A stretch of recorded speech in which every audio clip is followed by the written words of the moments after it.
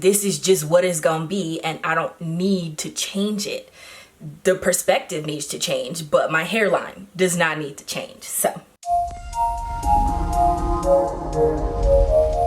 hey guys, welcome back to my channel. It's Ev, and today I'm going to be sharing with you guys a few methods on what I do in order to maintain my hairline, aka keep my edges flourishing. Now, this video was inspired by a comment that I got on a previous video. I will leave a screenshot of the comment in this video if I can find it, but shout out to that subscriber. You inspired this content, and this is going to be just methods that I've done over the years that have helped me keep things looking like this. So I'll give you guys a close-up. This is what my edges are looking like, and this is what they've always looked like. And just a disclaimer as well, I have not suffered from any kind of significant hairline receding or edge loss in my hair journey. If you have and you are suffering with something more serious, I would recommend consulting a medical professional. Any kind of postpartum shedding, major hormonal fluctuations, menopause, or traction alopecia, I am not the one. I am not a medical professional. I'm not a doctor. So this is just things that I've learned over the years that work best for me and have helped me maintain my hairline in its entirety. Okay, so let's get started. I am also going to be doing my makeup in this video.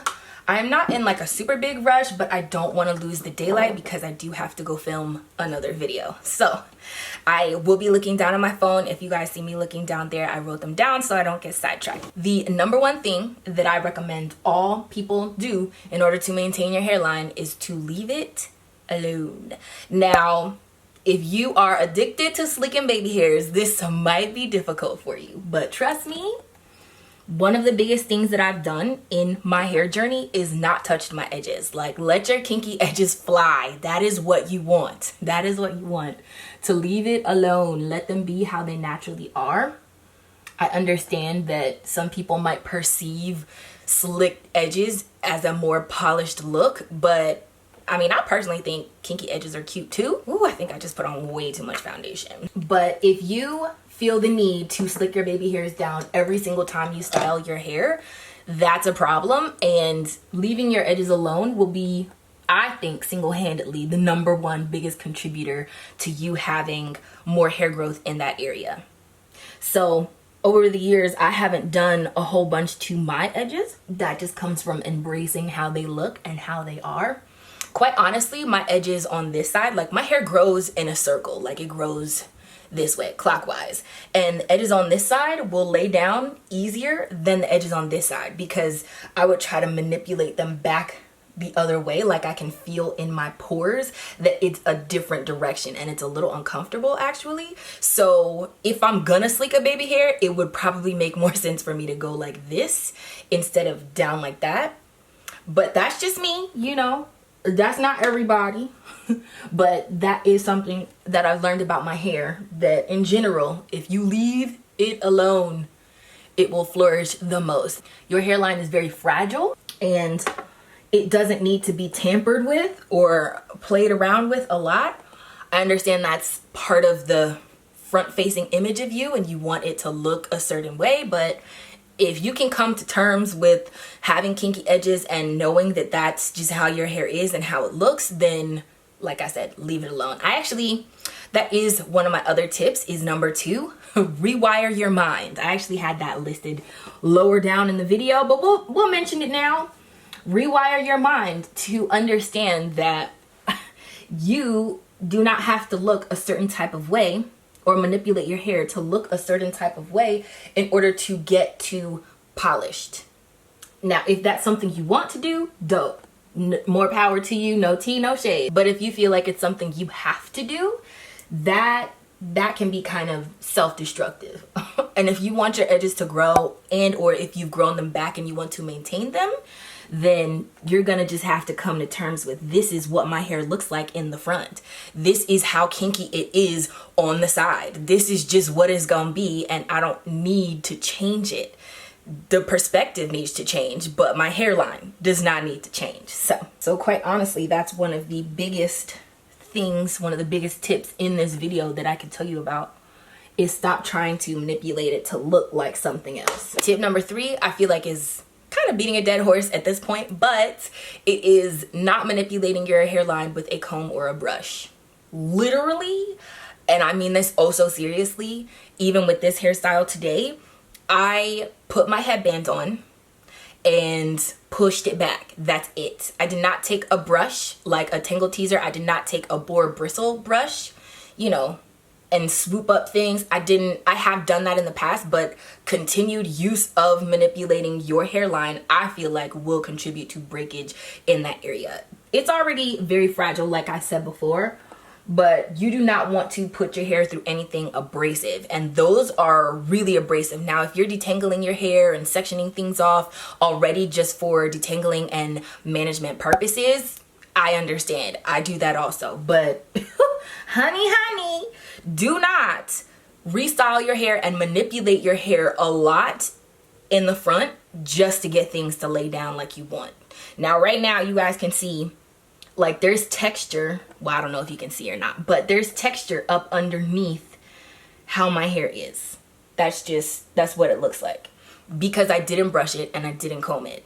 But that's what I believe will maintain your edges, okay? Don't do that. Don't pick up a tool. Just use your hands, okay? Just use your hands to move it around, reshape it, pull on it a little bit to get some of the texture from underneath, but don't pick up a tool. Number 4, the fourth tip that I could give you is do not wear styles that pull on your edges. Now, as you guys can see, my hair is in a puff currently, and you can make your puffs as tight or as loose as you would like them to be. I recommend doing loose puffs because it does not put all of the tension right here. Like, every single baby hair does not have to be snatched back to the gods, okay? If anything, you would want this front part of your hair to be the loosest part of the ponytail. Now, depending on your head shape and where you like to wear your puff and how tight you want things and how sleek you want things, that can vary. But I do not suggest wearing your hair like that often. If you do want that look, I mean, cut way down on how often you pull that off or how often you go for that look.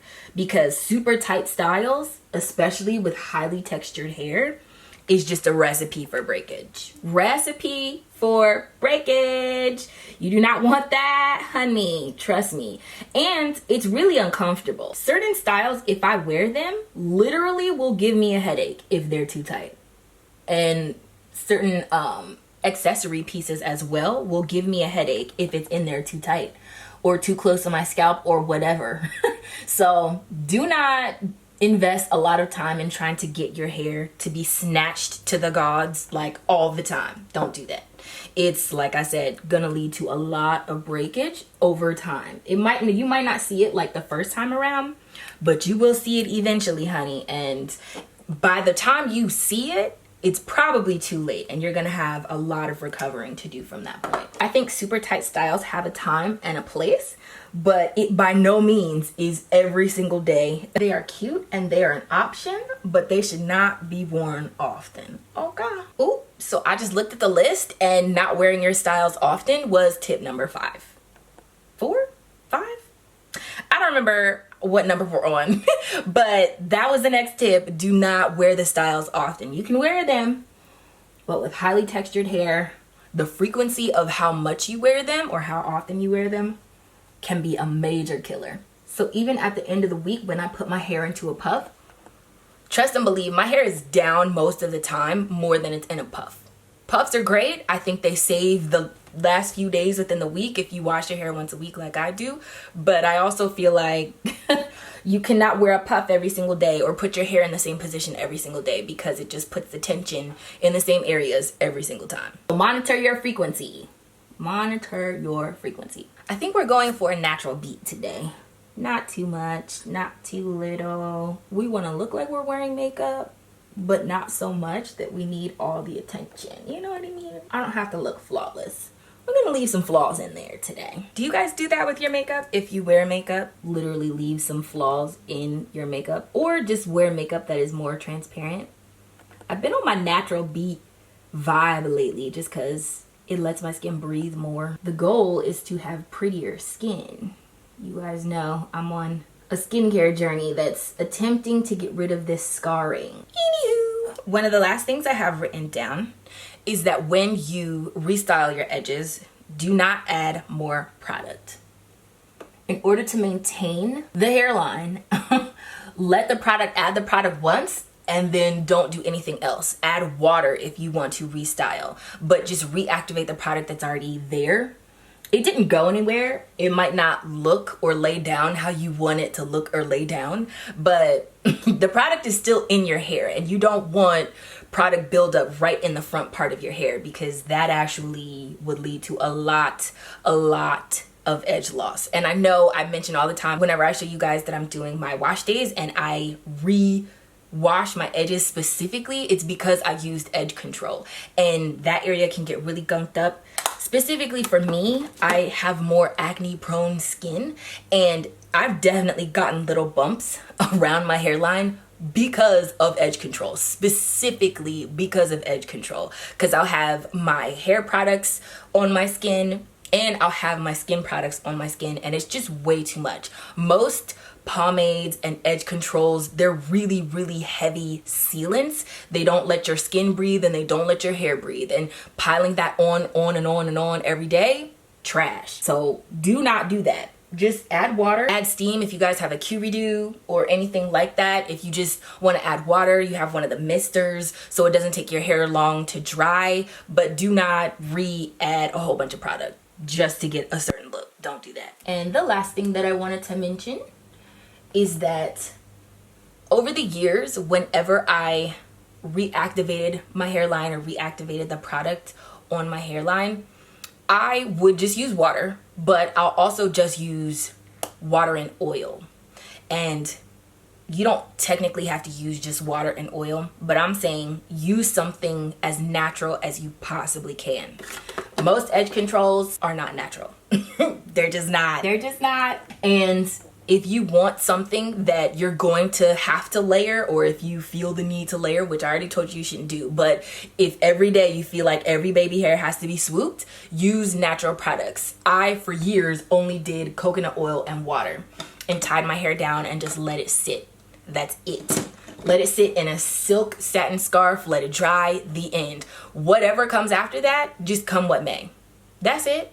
Now, if you do not like coconut oil, please find a different oil that works for you. I don't mean that you only have to use that one. I am saying whatever products you do use on this very fragile part of your hair should be good for your hair and your skin, but also just as clean and as natural as possible. We do not need issues. We don't need issues.